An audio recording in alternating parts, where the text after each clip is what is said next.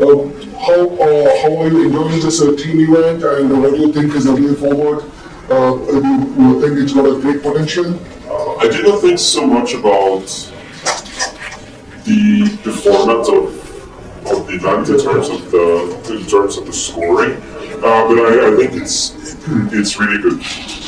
There are many boards with sort of different strengths, which means but also the teams are overall fairly equal. But it means that it seems that every match is going back and forth, and yes, the last few days. Teams were choosing to play white, but then black was doing well, and then people were starting to wonder is it really an advantage? And then today again it was massive comeback by the players with the white pieces. So I think the format is really good. It inspires fighting chess and exciting matches, and for me, I think this is the way forward.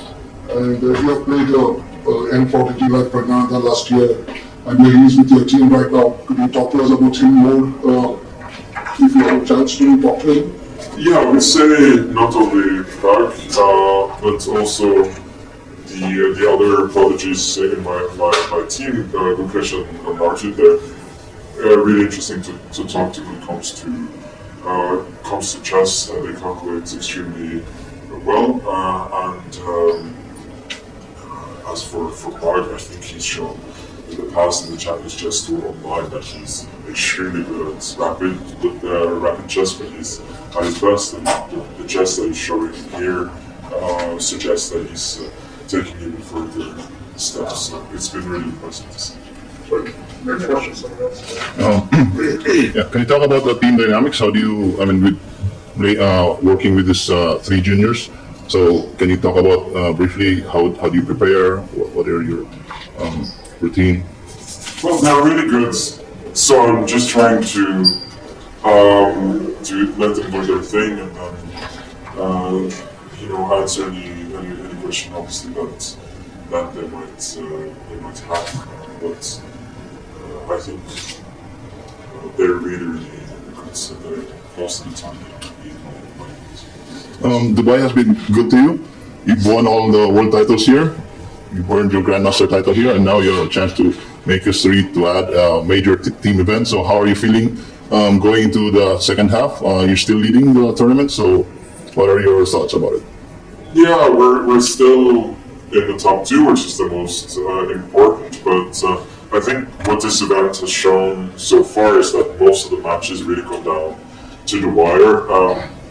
I've made draws in several of my games like fairly early, where pieces have just been exchanged, and I've been sort of looking on the open boards, deciding whether I have to make a draw or I should play for a win. So these dynamics are always hard to say, but I feel like every time it's so hard to predict what is going to happen because there are so many boards and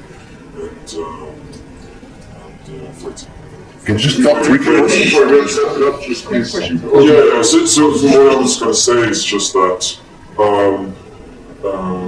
so that just means that even though we are doing well now for the second half, who knows? It's very hard to say. Hi, myself Errol, I work for radio station. So there was a time the cricket, tennis and football used to get prime time news and more priority in media. So now chess is also getting high priority. Global chess leagues happening, and the newcomers are coming, and younger generation is also interested in chess. Are you happy with this kind of development, and where do you see chess in the next 5-10 years? No, I think it's awesome. We have a lot of very good young players here who are going to be the faces of chess in the years to come, and I think what's happening here is doing an excellent job to bring chess to a wider audience and to professionalize the game. So definitely think we're seeing the future of it. Please wake up when you can't hear us talking. Yeah. You dropped out of the World Championship this year. Do you plan to return to the Championship anytime soon? And what has been your time away from chess? How do you spend your time? No, I think the thing people don't realize is that my life isn't so different now than it used to be. So I'm still playing tournaments, preparing for for them traveling around, and I enjoyed immensely. So this is what I was doing before I started playing the World Championship, and this is what I plan on continuing to do for a while. What will be the expert advice to the newcomers who are coming to the game from school sides?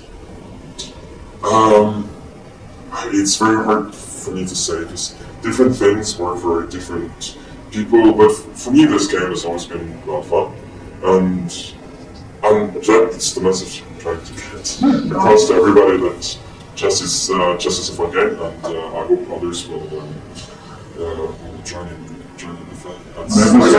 We heard recently saying that India is coming up in a big way. You see the Indian talent here. What are your thoughts on the young prodigies coming up with us? Yeah, I think it's awesome to see both the interest in chess and also both in terms of media, public, general population, and obviously the huge amounts of young players that are taking over the chess scene. So, I think we're just at the beginning of a revolution that started with Anand becoming a grandmaster, and then back in 1999, if I'm not mistaken, and then it's eventually winning the World Championship, and we're seeing it now. I think it's only going to get better. Just producing grandmasters at a higher level than ever before. Players like especially now Lukash breaking into the world's elite at an early age. And I think this is going to be he's going to be the trend rather than the exception. So I think I have a lot to Magnus I got a question from a friend. After Carlsen, who would be the next best chess player like Bobby Fischer and Gary Kasparov? Yeah, I don't look at after me.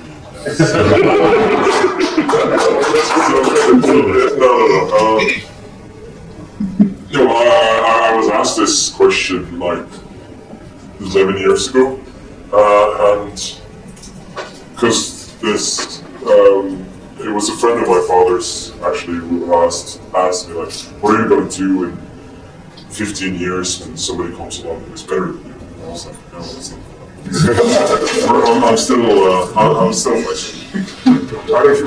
Did you get a chance to interact with Yuzi Chahan, the ambassador, and how was the yacht party? The yacht was nice. It was beautiful to see the city. It was a nice, relaxing experience. Thank you very much for that. Picture, please, if you could stand up.